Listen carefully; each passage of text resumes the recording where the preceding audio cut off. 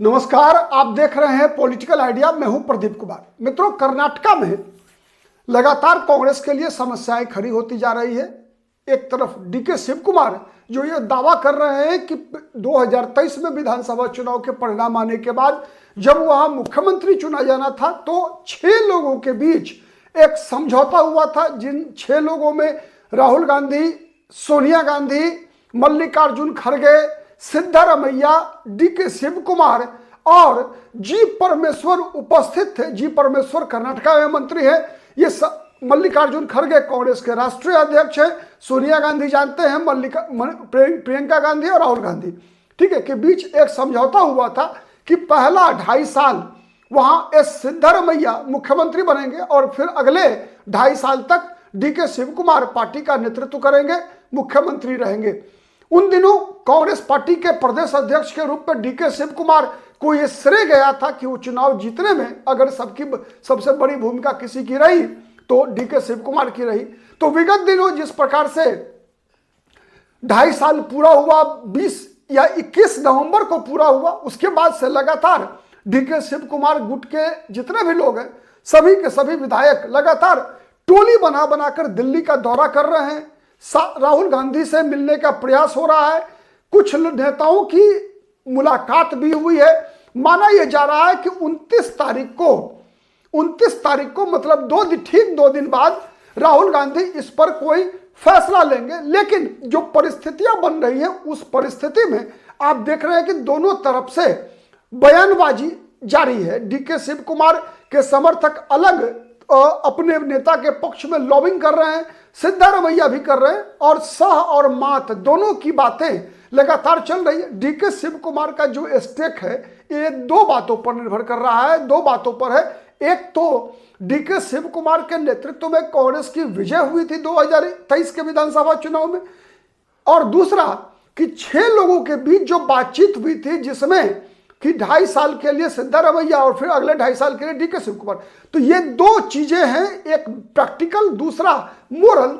इस आधार पर डीके शिव कुमार लगातार अपना दबाव बनाए हुए हैं और दावा भी मुख्यमंत्री के पद पर किए हुए हैं। साथ ही एस सिद्धारमैया एक तरफ जहां डीके शिव कुमार को एक तरह से ब्लैकमेल करने वाला साबित करने का प्रयास कर रहे हैं। डीके शिव कुमार के बारे में वो इस बात का अफवाह आप कह सकते हैं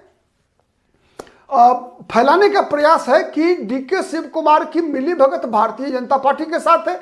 वो लगातार इस मुद्दे को जोड़ रहे हैं कि अमित शाह से डीके शिव कुमार की मुलाकात हुई है और डीके शिव कुमार बीजेपी कांग्रेस को तोड़ने का प्रयास कर रहे हैं। कांग्रेस के कुछ विधायकों को ले जाकर बीजेपी के साथ इनकी सेटिंग हो चुकी है, जहां जाना है।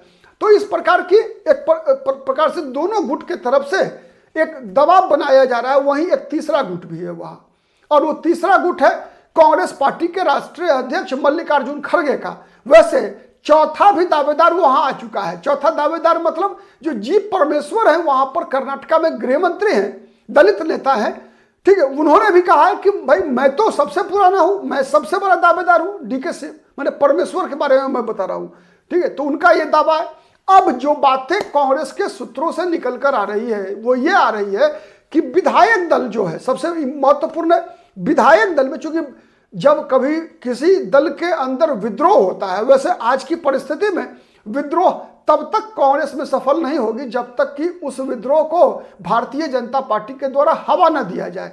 जब तक हमने देखा है कि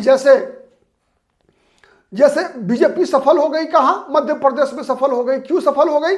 कि चूंकि जितने विधायकों की जरूरत बीजेपी को थी वो विधायक किसी भी तरीके से, भले वो डिफेक्शन के लिए पर्याप्त नहीं था, लेकिन वो विधायक इतने मिल गए बीजेपी को ज्योतिरादित्य सिंधिया के माध्यम से, जिससे कि बीजेपी की वैकल्पिक सरकार वहां बन सके। लेकिन राजस्थान में क्या हुआ?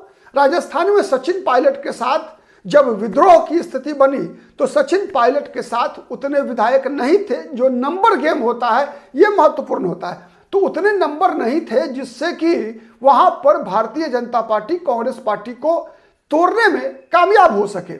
खैर, उसके लिए एक और विषय होता है कि सचिन पायलट ने कम से कम कांग्रेस के प्रति अपनी प्रतिबद्धता को बचा के रखा, वह भी एक बड़ा कारण होता है। इसलिए मैं सचिन पायलट से उसका श्रेय नहीं छीन रहा हूं, लेकिन बात उससे आगे की है, बात उससे आगे की यह है कि सत्ता की राजनीति में विश्वसनीयता एक बड़ा फैक्टर होता है। जैसे डीके शिव कुमार और सिद्धारमैया में अगर चुनने की बात हो, मैंने कहा था थोड़ी देर पहले एक वीडियो में आज ही कि डीके शिव कुमार और एक सिद्धारमैया में एक फर्क यह है कि सिद्धारमैया कई पार्टियों से होकर आए हैं, डीके शिव कुमार कांग्रेस से ही राजनीति शुरू हुई है। और जब उन पर आरोप लगा था कि बीजेपी से मिली भगत है, आपको याद होगा कि उदाहरण के रूप में नमस्ते सदा वत्सले मातृभूमि मतलब आरएसएस का जो गीत है, वो गीत जब विधानसभा में डीके शिव कुमार ने गाया था तो वह भी एक मुद्दा बना था कांग्रेस पार्टी में डीके शिव कुमार के विरोधियों के लिए,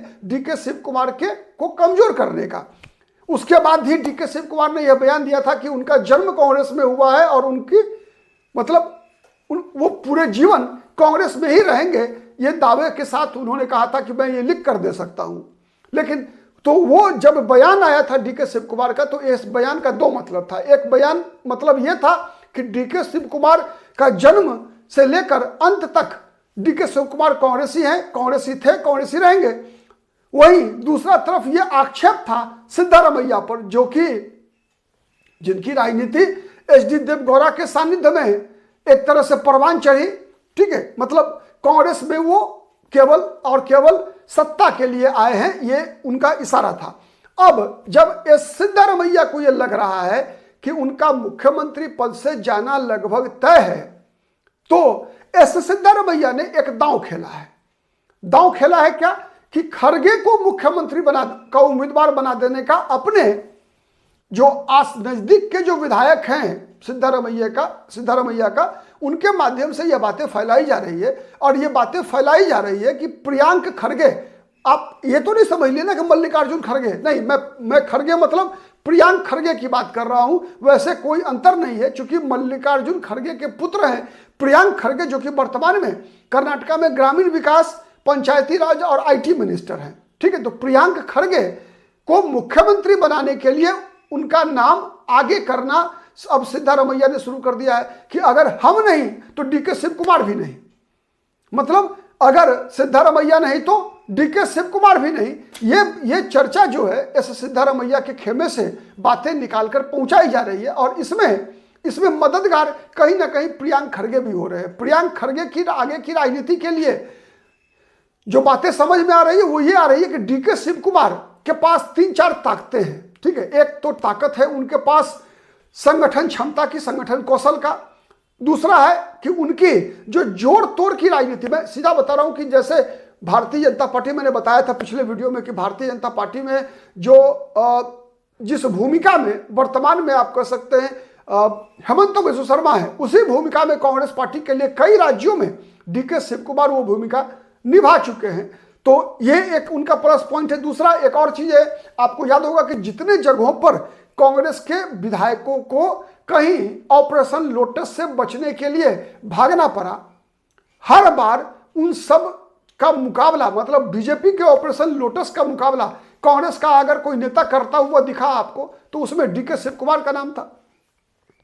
तो डीके शिव कुमार और जनाधार के मामले में भी कर्नाटका में वर्तमान स्थिति यह है कि डीके शिव कुमार सबसे अधिक लोकप्रिय चेहरा कांग्रेस पार्टी में। अब एस सिद्धारमैया से भी बड़ा चेहरा अगर है तो कोई, तो वो डीके शिव कुमार। तो ये 3-4 चीजें ऐसी है जिस कारण से सिद्धारमैया ने केवल खेल खराब करने के लिए, और इस बात को कहीं ना कहीं लगता है कि मल्लिकार्जुन खड़गे का विषय है। आपको याद होगा विगत दिनों भी और अभी भी जब प्रियंक खड़गे राहुल गांधी से मिलकर आते हैं तो प्रियंक खड़गे बताते क्या है कि हम तो एआई टेक्नोलॉजी के संबंध में राहुल गांधी को जानकारी देने गए थे, ठीक है। मतलब क्या बातचीत हुई, क्या खेल हुआ, कोई खुलासा नहीं है। उसके बाद अलावे आपने मल्लिकार्जुन खड़गे, उनके पिता प्रियंक खड़गे के पिता का बयान सुना होगा, जब मल्लिकार्जुन खड़गे ने कहकर कांग्रेस को भी फंसा दिया, ठीक है। कहा बेंगलुरु में जब उनसे पूछा गया कि एस सिद्धारमैया और डीके शिव कुमार के मामले में, तो उन्होंने क्या कहा कि इसका फैसला आलाकमान करेगा। भाई